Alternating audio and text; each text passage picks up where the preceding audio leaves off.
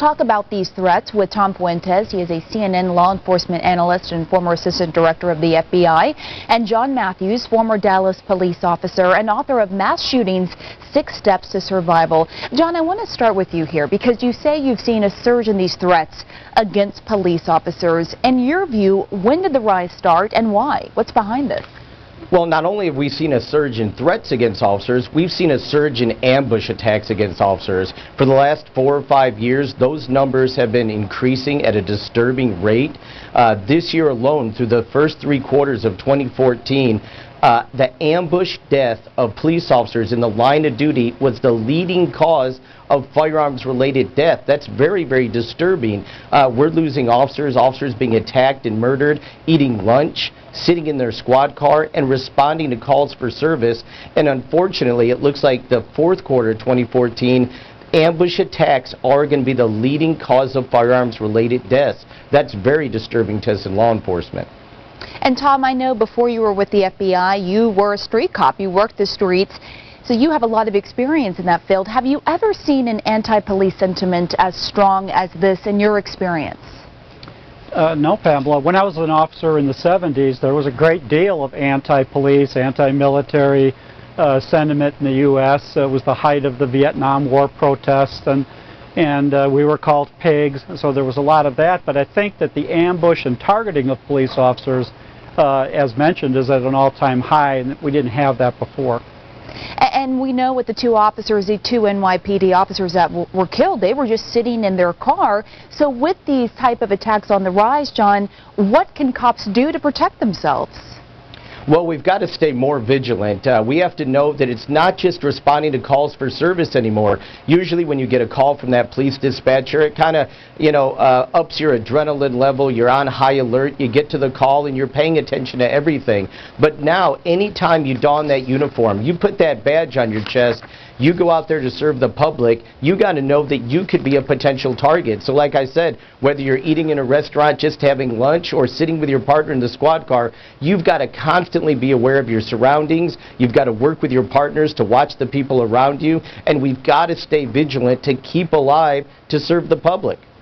And in some ways what happened with these NYPD officers is a bit of a wake-up call, it seems, because, Tom, there are projected to be, as we talked about, 30,000 cops at the funerals of these 2 officers this weekend. The sad reality, Tom, is that cops are killed every year. In fact, one was just killed recently in Florida. So why do you think this in particular has struck such a chord with these officers? I think this one in particular because lately we've had such a high level of anti-police. I mean, the protests themselves all over the country are basically critical of law enforcement actions and the decisions that police officers make every day. And in this case, you have an individual who says, I'm going to put wings on pigs. I'm going to go kill police officers. So this is not an encounter with a person that's under the influence of alcohol or drugs or mentally unstable. This is an individual who absolutely said, I'm going to go kill police officers, and did it. And you're right in mentioning the story. On average, more than 1 officer per week in this country is killed in the line of duty. The officer killed in Tarpon Springs, Florida, Charles Conduct, was killed 12 hours after officers Ramos and Liu were killed in New York City. And ironically, he's a former NYPD officer for 5 years who then became a police officer in Florida. So these police killings will go on and on and on. They have, and they're going to continue in the future. And the police just generally feel like, look, we've been telling you what we're doing is dangerous and difficult, and it's bad enough we have ISIS that wants to come attack us with hatchets on a street corner or like they've done in other countries. To have the regular people, regular Americans do it, just raises it to a new level. And John, I want to go to you now because you see all of these cops lining up to go into the wake of Rafael Ramos, and you wonder what goes through their minds when something like this happened, what happened to these 2 NYPD officers. Are they thinking, that could be me? Well, I think you always think that. You go on the street and you think that could be me. You think about your family, your wife, your children. You think about serving the public out there. And I think what the officers are thinking about right now in this service, Number one is honoring the memory of these two fallen officers. They want to show their loyalty and their support for the ultimate sacrifice that these officers made. And I think they want to assist the families in any way possible, providing any type of emotional or support for these families.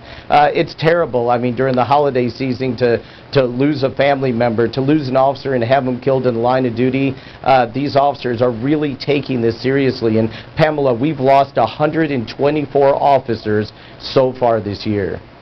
Wow. That puts it into perspective. Thank you so much, Tom Fuentes and John Matthews. We appreciate it.